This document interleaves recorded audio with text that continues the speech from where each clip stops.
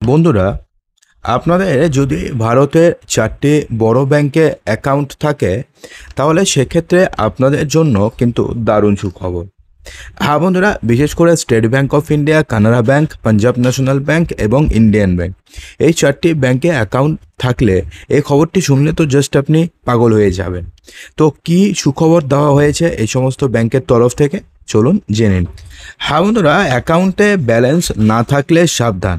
এবার বিরাট ঘোষণা করেছে দেশের 4টি রাষ্ট্রায়ত্ত ব্যাংক। দেশের 4টি রাষ্ট্রায়ত্ত ব্যাংক অর্থাৎ সরকারি ব্যাংক এবার চালু করেছে এক নতুন নিয়ম।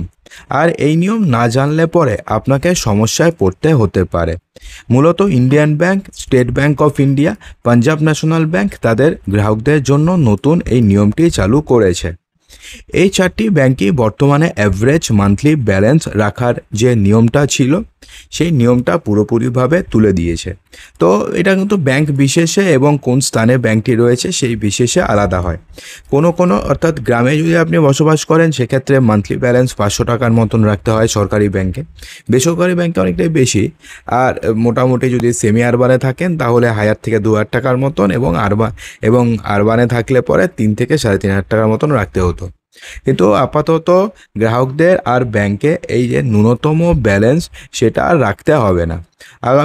অর্থাৎ বর্তমানে 7ই জুলাই থেকে ইন্ডিয়ান ব্যাংকে এই নিয়ম অলরেডি চালু হয়ে গেছে। স্টেট ব্যাংক অফ ইন্ডিয়া ইতিমধ্যে এই নিয়ম তুলে দিয়েছে।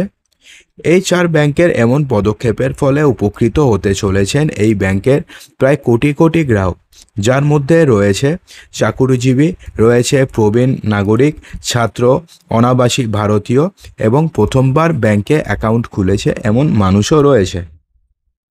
বর্তমানে পাঞ্জাব ন্যাশনাল ব্যাংক ইতিমধ্যেই তাদের সমস্ত সেভিংস অ্যাকাউন্ট থেকে এই নিয়ম তুলে নিয়েছে। আর কানাড়া ব্যাংক অন্যান্য ব্যাংকের আগে গ্রাহকদের জন্য এই সুবিধা ইতিমধ্যে নিয়ে এসেছে। চলতি বছরের মে মাসেই গ্রাহকদের জন্য এই সুবিধা নিয়ে আসে কানাড়া ব্যাংক। এবার আশা করা যাচ্ছে যে দেশের আগামী দিনে আরও যে অন্যান্য কয়েকটি ব্যাংক রয়েছে, সেই ব্যাংকগুলো এই পদাঙ্ক অনুসরণ করবে এবং যে অ্যাভারেজ মান্থলি ব্যালেন্সের যে পুরো ব্যাপারটি রয়েছে, সেই ব্যাপারটিকে একেবারে তারা তুলে দেবে।